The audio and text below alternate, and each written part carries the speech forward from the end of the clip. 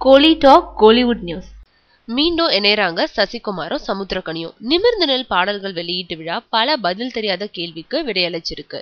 எந்த படம் எடுத்தாலும் பிலிமும் ஃப்ரேமும் போல சமுத்திரக்கனியும் சசிகுமாரும் இணைஞ்சே இருந்தாங்க. அது ஒரு காலம். ஈசன் படம் சசிகுமாருக்கு நஷ்டத்தை ஏற்படுத்திய நிலையில தன்னோட சம்பளத்தை கராரா கேட்டு வாங்கிக்கிட்டாரு சமுத்திரக்கனி. அதனால 2 பேருக்கும் நடுவுல சண்டை. 2 பேரும் இனி இணைய மாட்டாங்கன்ற வதந்தி இருந்துச்சு. அதுக்கேற்ப 2 பேரும் அடுத்தடுத்த படங்கள்ல தனிச்சே செயல்பட்டாங்க. ஆனா எல்லோரும் நினைப்பது போல் அது சண்டையில விழுந்த விரிசல் இல்ல.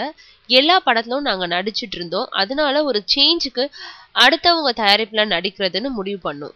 இதோ விரைவில் 2 பேரும் சேர்ந்து ஒரு படம் பண்ண போறோம்னு நட்பு இன்னமும் அப்படியே தான் இருக்குன்றத தெளிவுபடுத்தியிருக்காரு சமுத்திரக்கனி.